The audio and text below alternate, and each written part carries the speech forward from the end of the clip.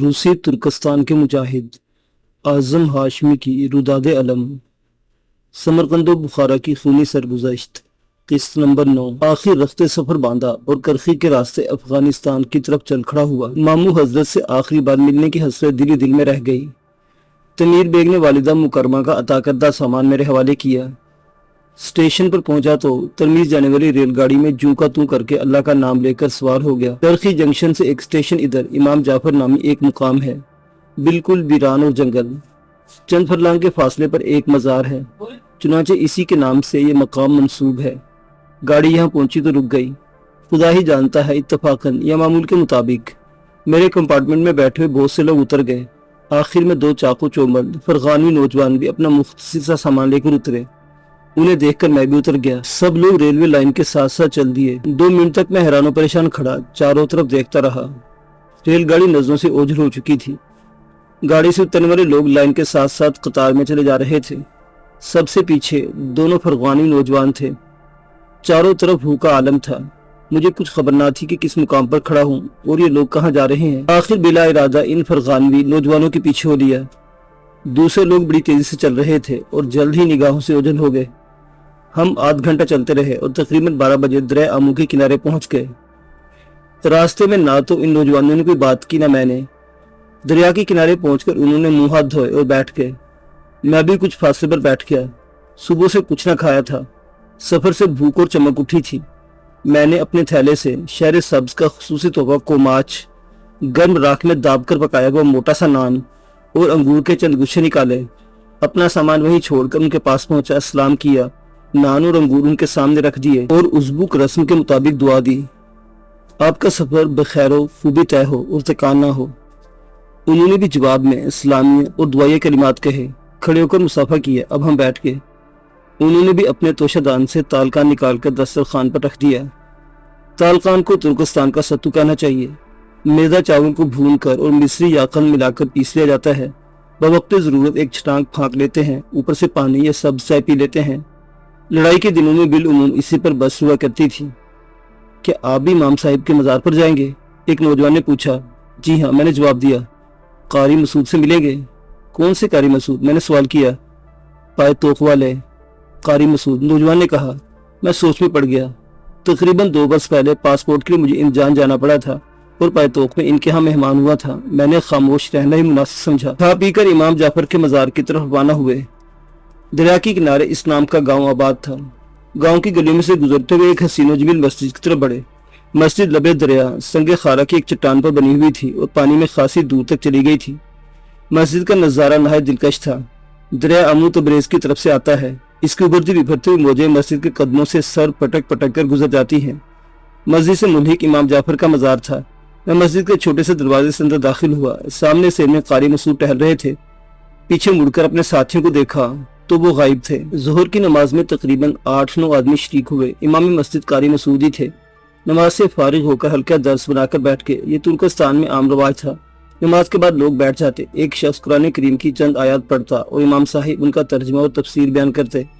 इमाम साहिब ने मुझसे तिलावत की फरमाइश की। बेख्तियार मेरी जुबान पर सूरा दहर जारी हो गई। पूरी सूरा मैंने क़िराअत और खुश अलहानी के साथ पढ़ी। एक अजीब सी कैफियत दिलों पर तारी हो गई। अहले मजलिस थाड़े मार मार कर रोने लगे। मेरी अपनी आंखों से आंसू रवा थे। हल्का दर्स तकरीबन 1 घंटे तक रहा। फिर लोग अपने घरों को चले गए और इमाम साहिब हुजरे में।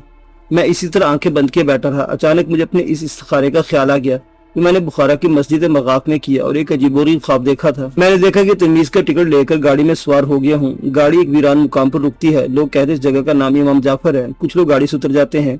मैं एक शख्स से पूछता हूँ, क्या मुझे भी यहीं उतरना है? नहीं, तुम्हारा स्टेशन तो भी बहुत दूर है, वहाँ रात के वक्त पहुंचोगे। वो जवाब देता है। इतने में 2 नौजवान जो बदा कता से फरगानवी मालूम होते थे गाड़ी से उतर जाते हैं। मैं भी इनके पीछे हो लेता हूँ, लेकिन वो मुझसे खिंचे खिंचे रहते हैं। फिर एक मज़ार से मुल्हिक मस्जिद में दाखिल होता हूँ। थोड़ी देर बाद ज़ोहर की नमाज होती है और लोग हल्का बनाकर बैठ जाते हैं। मैं हल अता अलल इंसानी हीनुम मिनद दहर लम यकुन शैअम मज़कूरा सूरा दहर की तिलावत करता हूँ।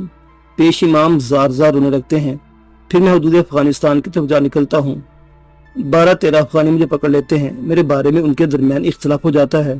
ताहम वो सब मेरे साथ शफकत से पेश आते हैं, खाना खिलाते हैं और तसल्ली देते हैं और मैं यूँ महसूस करता हूँ जैसे मेरे दिल में कोई फिक्र अंदेशा बाकी न रहा। پھر آنکھ کھل جاتی ہے۔ اس خواب کا پہلا حصہ حقیقت بن کر میرے سامنے آ چکا تھا۔ حضور صلی اللہ علیہ وسلم کے اس ارشاد پر میرا ایمان پختہ تر ہو گیا کہ جب تم کسی کام کا ارادہ کرو تو پہلے استخارہ کر لیا کرو۔ ایک عجیب سا جوش ایمانی رگوں پہ میں دوڑتے محسوس کیا۔ بے ساختہ ترکی زبان میں بلند آواز سے پکار اٹھا، اے اللہ، میں تیری ہستی پر ایمان رکھتا ہوں۔ تو حافظ ہے، قادر ہے، رزاق ہے، سمیع و بصیر ہے، موت بھی تیرے ہاتھ میں ہے اور زندگی بھی۔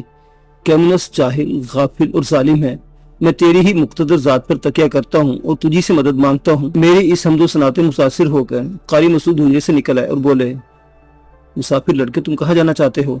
کرخی، میں نے جواب دیا، پرمٹ ہے۔ وہ کیا شے ہے؟ پرمٹ اجازت نامے کو کہتے ہیں جو ملٹری سویٹ کا کمانڈر جاری کرتا ہے۔ تو پھر آپ انتظام کر دیں۔ پیسہ ہے؟ میں نے 5 روبل کے 5 نوٹ نکال کر پیش کر دیے۔ قاری مسعود بہت خوش ہوئے پوچھا، کچھ اپنے لیے بھی رکھا ہے؟ خدا کا دیا بہت کچھ ہے، میں نے جواب دیا۔ میں نے کرشی میں کچھ کپڑا خریدا تھا جسے تنویر بیگ نے شہر سبز میں خاصے منافع پر بیچ دیا تھا اور رقم روانگی کے وقت میرے حوالے کر دی تھی۔ اس میں سے آدھی رقم میں نے نکالی اور قاری مسعود کی خدمت میں پیش کی۔ یہ رقم آپ اپنی ضرورت پر صرف کیجیے، میں نے کہا۔ کیا خبر مجھ سے یوں ہی ضائع ہو جائے؟ قاری کو ایک خوشگوار حیرت نے آ لیا، کہنے لگے، اے دیوانے والا، کرخی میں تمہیں پیسے کی بہت ضرورت پڑے گی۔ اس علاقے کے لوگ نہ تو نمگانیوں کی طرف فیاض ہیں نہ رحم دل۔ پھر انہوں نے پوچھا، کیا تم اعظم خان نمگانی ہو؟ جی ہاں، میں نے کہا۔ پھر قاری نے اپنا تعارف کرایا۔ میں مسکرا دی اور بولا، میں نے آپ کو دیکھتے ہی پہچان لیا تھا۔ 2 فرغانی نوجوانوں نے مجھے بتایا تھا کہ آپ یہاں امام جعفر میں رہتے ہیں۔ قاری بھی جواب میں مسکرا دیے۔ پھر وہ ماضی کی خاکستر میں دبی ہوئی یادوں کی چنگاریاں کریدنے لگے۔ ثابت خان تورا داملہ کے انتقال پر فرغانہ ترکستان کے بڑے بڑے علماء نمگان آئے تھے اور ہمارے باغیچے میں ٹھہرے تھے۔ قاری مسعود اس موقع پر آئے تھے اور اس محفل میں شریک ہوئے۔ دیر تک اس محفل کی باتیں سناتے اور ہچکیاں لے لے کر روتے رہے۔ پھر موضوع سخن بدلا، کہنے لگے، میں یہاں تقریباً 1.5 سال سے مقیم ہوں۔ تم نے ظہر کے وقت جو قرات کی، اس پر میرے دل پر بڑی رقت طاری ہوئی، اور جب تم نے دوسرا رکوع شروع کرتے وقت بڑے پردرد لہجے میں اصبر لحکم ربک ولا تطع منہم آثما او کفورا کی تکرار کی تو میری نگاہ میں ترکستان کے ان بے بدل فرزندوں، مقدس بزرگوں اور مایہ ناز متبحر علماء کی صورتیں گھوم گئی جنہوں نے اس ارشاد خداوندی پر عمل کر دکھایا۔ روسیوں نے انہیں خریدنے کے لیے ہر طرح کے لالچ دیے لیکن ناکام رہے، اور پھر ان پر ظلم کے کوڑے برسائے اور انہیں بڑی وحشت اور درندگی سے شہید کر دیا، مگر ان کے پائے ثبات کو متزلزل نہ کر سکے۔ تورا زادے، ان ظالموں نے قاضی عبد المجید خان حضرت کو رات کے وقت گھر سے نکالا اور جنگلوں میں لے جا کر ان پر چاند ماری کی، اس طرح مشق کی کہ مرنے نہ پائے۔ جب وہ زخموں سے چور ہو کر نیمجا ہو گئے تو ان کے زخموں پر چونا ملا اور پھر گڑے میں پھینک کر اوپر سے گرم گرم راکھ ڈالی اور کہا، اب بھی ہمارا کہا مان لو تو ہم تمہیں چھوڑ دیں گے۔ اس مرد حق نے جواب میں سورہ دہر کی یہی آیت پڑھی اور نیم جا حالت میں چونے میں مدفون ہو گئے۔ محی الدین حضرت کو لے جا کر کہا گیا، اگر تم لینن کو محمد صلی اللہ علیہ وسلم کا نعوذ باللہ ہم اثر تسلیم کر لو اور اپنے عوام کو اس کی تلقین کرو تو تمہیں، تمہاری اولاد، تمہارے احباب اور اعزاء سب کو قانون سے بالا قرار دے دیا جائے گا۔ ان سے خواہ کیسا ہی جرم سرزد کیوں نہ ہو، کبھی کوئی گرفت نہ ہوگی۔ حضرت مخدوم، اللہ ان کے مرقد کو نور سے بھر دے، بڑے تحمل سے فرمایا، چھ نسبت خاک را و عالم پاک، لینن تو اس خاک کے برابر بھی نہیں جس پر حضور صلی اللہ علیہ وسلم بولو بزار فرمایا کرتے تھے۔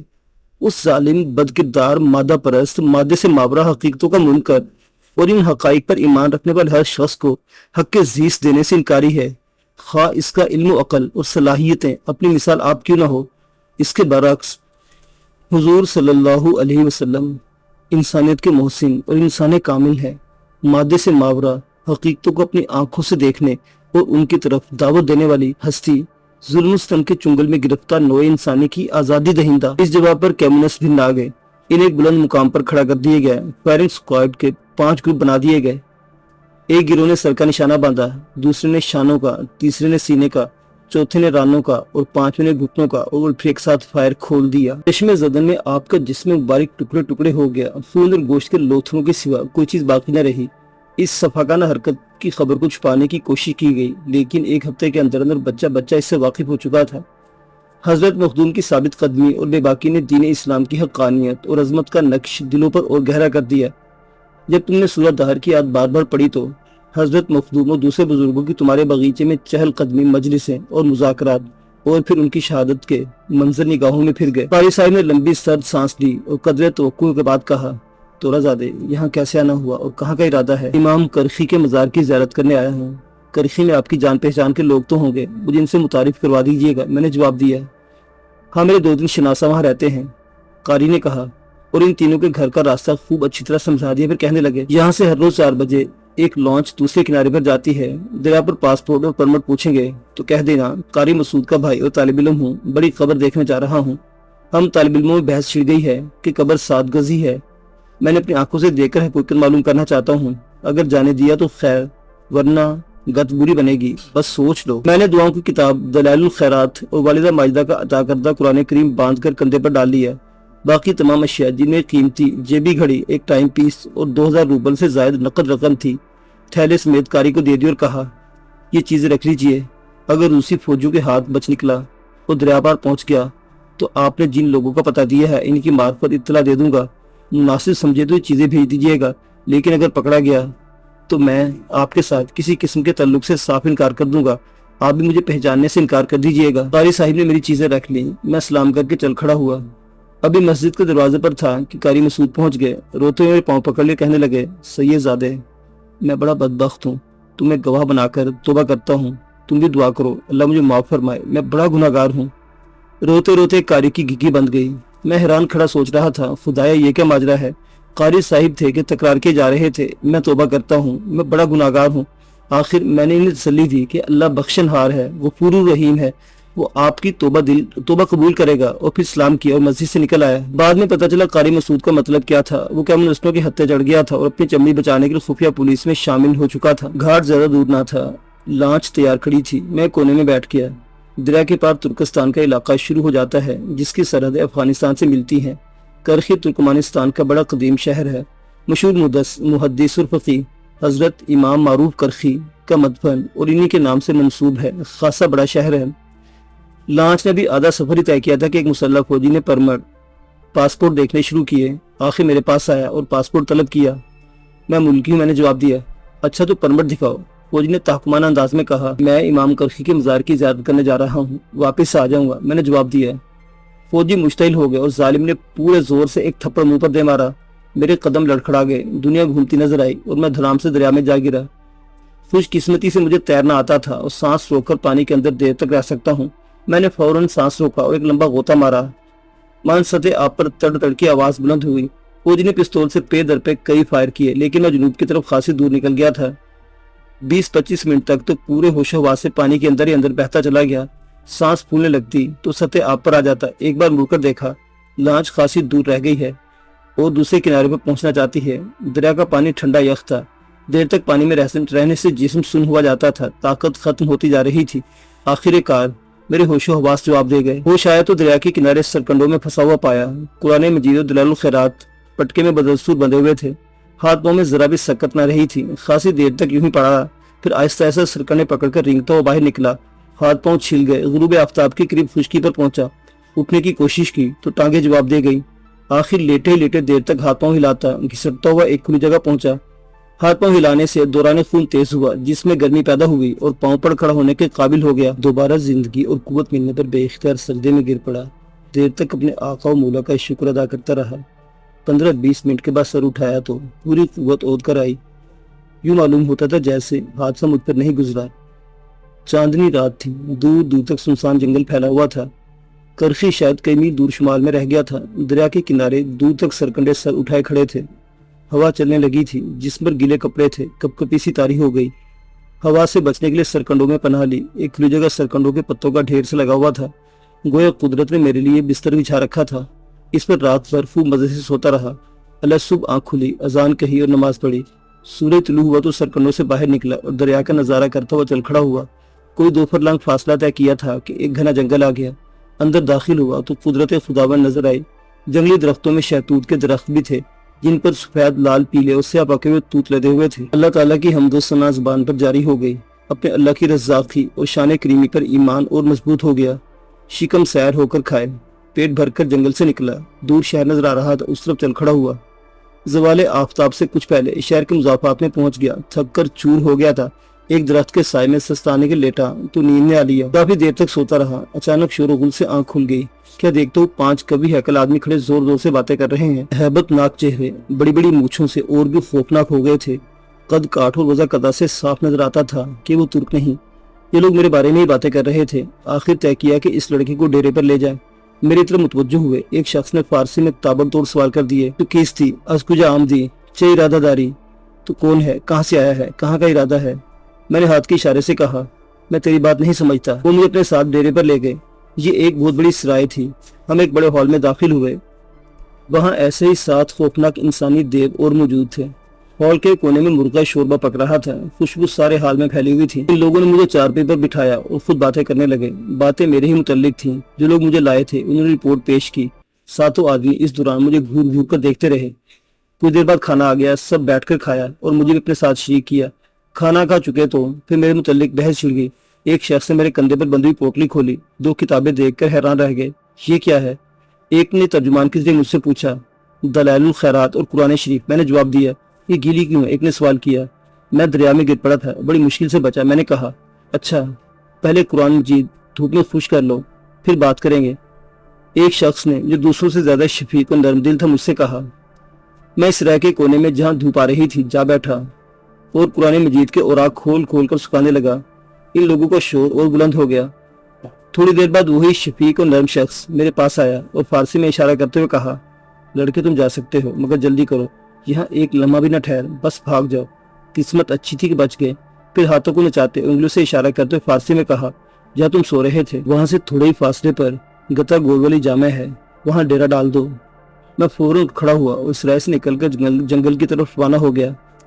بعد ازاں جب کرخی میں 2.5 ماہ ٹھہرنے کا موقع ملا تو پتہ چلا یہ لوگ افغان تھے اور مزار شریف کے گورنر کے آدمی تھے۔ سوویت روس کے خفیہ محکمے کے عملے میں شامل تھے۔ افغانستان کی طرف ہجرت کرنے والے مسلمانوں کو پکڑنے ان کا کام تھا۔ قاری مسعود جنہوں نے میرے سامنے توبہ کی تھی اسی محکمے سے منسلک تھے۔ اللہ تعالیٰ نے مجھے ان جاسوسوں کے دل میں رحم ڈال دیا اور میں بچ نکلا، ورنہ نہ جانے کتنے لوگوں کو پکڑ پکڑ کر سوویت حکومت کے حوالے کر چکے تھے۔